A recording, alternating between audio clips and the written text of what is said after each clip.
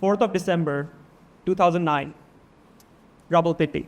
I'm 17. I walk to my local mosque for Friday prayers, like many of you do every week. 15 minutes later, a suicide bomber detonates himself at a mosque down the road. 5 gunmen, 37 people killed, including one of my brother's best friends. I stumble home. My mother is crying. She's sobbing, but she's happy that I'm alive.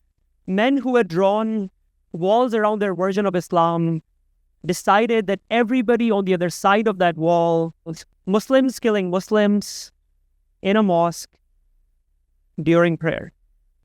While simultaneously, Western politicians were building their own kind of walls. 1.2 billion Muslims being painted with a single brush. I was being convinced that my religion is the problem, that my country is the problem, that it is okay that my name should be a red flag at every security checkpoint. I was 17, caught between 2 walls. And I wrote about this during my college application essay when I applied to the US. I said, I feel like a pawn in a chess game where casualties occur on the front lines. I applied to 30 colleges. I got into one with a full scholarship. And I could not imagine affording that education without that scholarship. So a door opened and I walked through it. Now, you might think that I'm about to tell you that I broke that wall and that everything worked out. That I arrived in America, I found my voice and built something extraordinary. But that's a story for the storybooks. That's not my story. I arrived at Williams in 2011 in the Berkshires, Massachusetts. Beautiful campus, brilliant students, but I struggled to make friends. See, I spoke English, but I spoke debate English. The kind where you say, I would posit that your argument is fundamentally flawed. Great for Model UN. Terrible when someone asks, how was your weekend? See, back home here in Pakistan in Urdu, I was considered the funny one of the group. I could make a room laugh. But English, I struggled. That loss of humor, of personality, of the version of myself that others loved being around was its own kind of wall. And I found myself lonely in a way that I had not expected. And everything was unfamiliar. And there were times I wondered if I should stop praying, if I should drop the shalwar kameez and switch it for just a suit, but becoming more comfortable in my own being, in a place that I recognized did not know what to make of me just yet. And by the way, while we're at it, I did finally figure out how to be funny in English. I ended up doing stand-up comedy at Stanford and found that humor can be its own kind of bridge. After finishing my undergraduate between Williams College and University of Oxford, I entered the job market as an analyst at Goldman Sachs. A dream job by any measure. But whilst you might think again that I waltzed into an amazing career of a great education, the reality was that in my entire career, I received one job offer. That's it. And then they fired me twice. The first time I was devastated, but somebody from Williams came up and figured out a way to move me to a different office in London. So I moved from the US to the UK. The second time, I was fairly sure my career was over. But one of my colleagues, a mentor, one person, believed that I belonged. He fought for me, and I stayed. I also won an internal competition at Goldman called the Analyst Impact Fund. And with some irony, became the face of Goldman's young leaders for the next couple of years. And this happened not because I was talented, but because somebody built a bridge for me when I could not do it for myself. And I want you to pause there and remember that.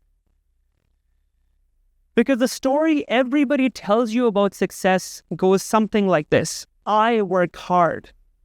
I believed in myself. I overcame the odds. The honest story is someone else saw something in me that I could not see myself. And they refused to let that wall stand between us. Meanwhile, back in Pakistan, I started this organization, Bondh-E-Shams, Solar Water Project, because now I wanted to be the bridge between my newfound privilege as a banker in the West to what I called home, Chakwal, Pakistan. I was excited. I got together a team. I set up the organization. And then it almost died the same year. Bondh-E-Shams Solar Water Project has died not once, but almost every year. My entire volunteer team quit on me.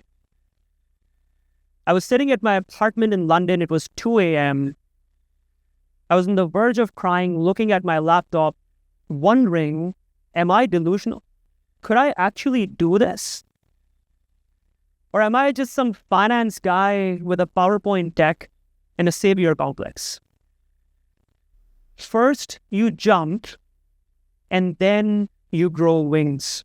And today, I want to take the liberty today here with you to take this further. Sometimes you jump, then you just hit the ground, and then you get up again, then you jump again and you fall again.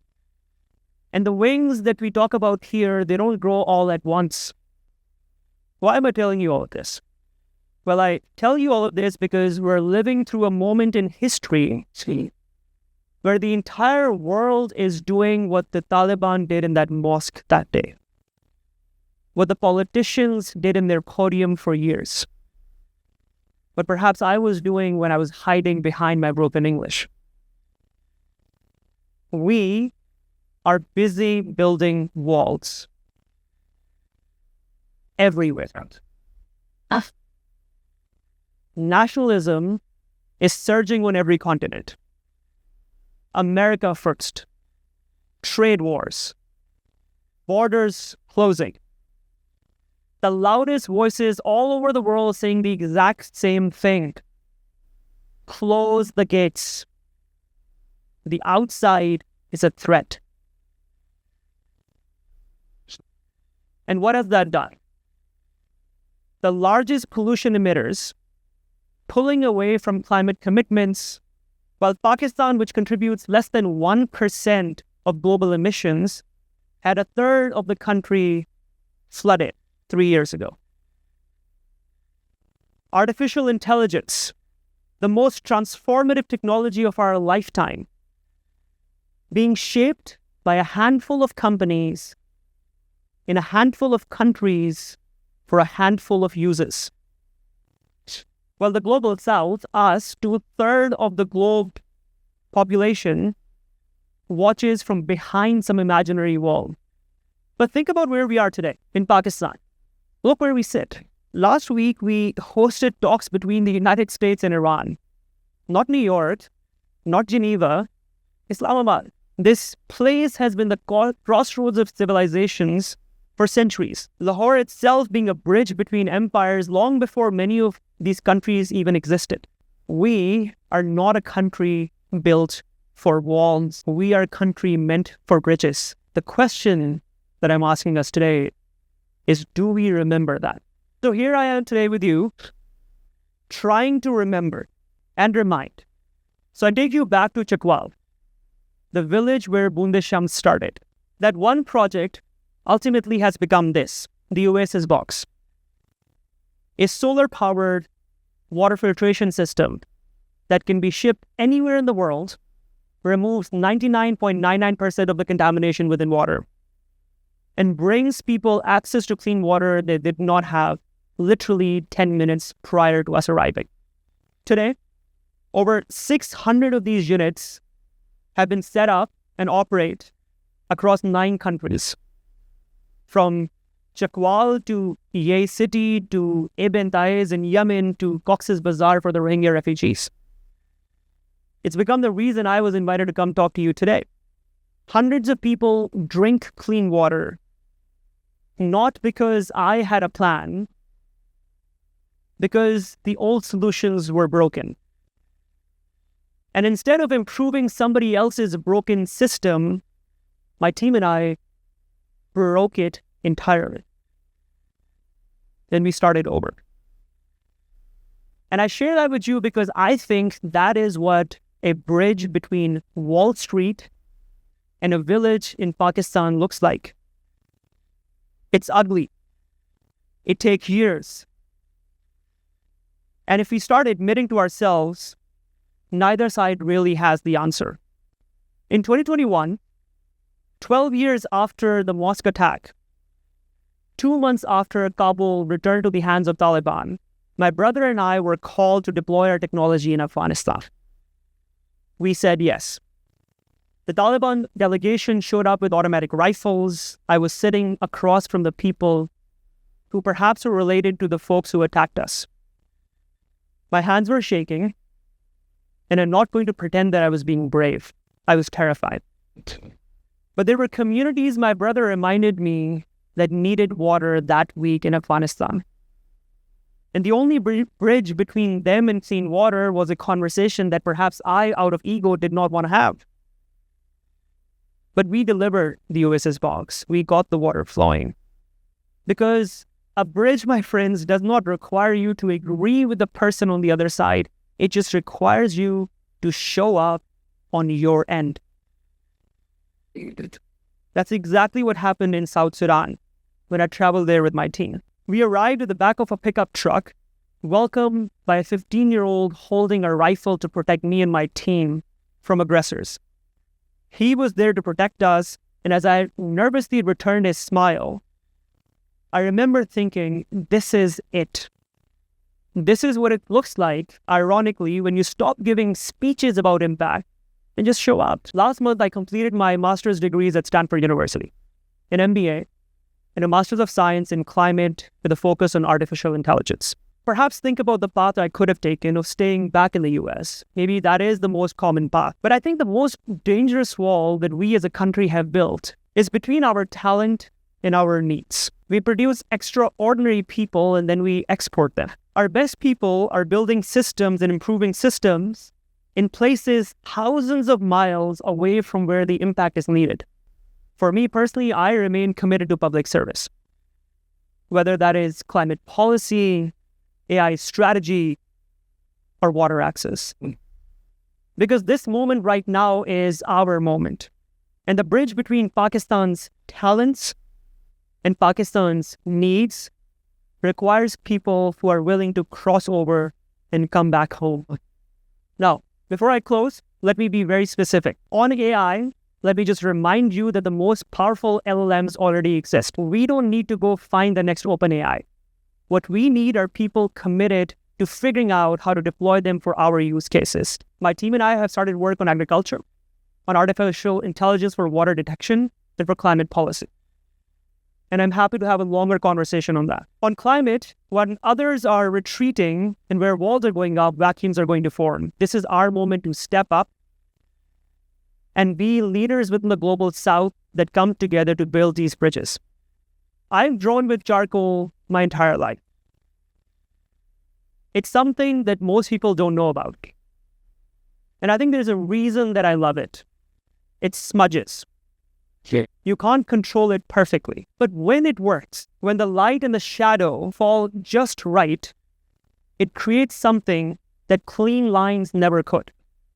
And that feels like an honest depiction of my life. One college acceptance, one job offer, an organization that almost died every year, a whole team that quit on me, a kid who showed up in America couldn't even make friends. 600 communities today have access to clean water because of this team. A boy from Rawalpindi just came back home from Stanford to serve his country. And none of that happened because I was talented or brave or had a plan. It happened because over and over again, I chose to build a bridge instead of hiding behind a wall. And because at every critical moment, someone else chose to be a builder with me on that bridge. The boss at Goldman, the scholarship committee that selected a kid from Pakistan, and the chaplain who said, first you jump, and then you grow wings. To every young person in this room, the world is building walls, nationalism, climate retreat, AI hoarding. And the temptation for all of us is to retreat behind our own. I'm here to remind you, don't be a Muslim and a technologist. Be Pakistani and a global citizen. Be a serious person and do stand-up comedy. Draw with charcoal and build climate policy. Be all of it. Because every and in that sentence is a bridge. And bridges are how we're going to rebuild the world. In this journey, you will fail, I promise you that. The wings do not come all at once. They come one feather at a time. But you jump anyways. So please go ahead and jump.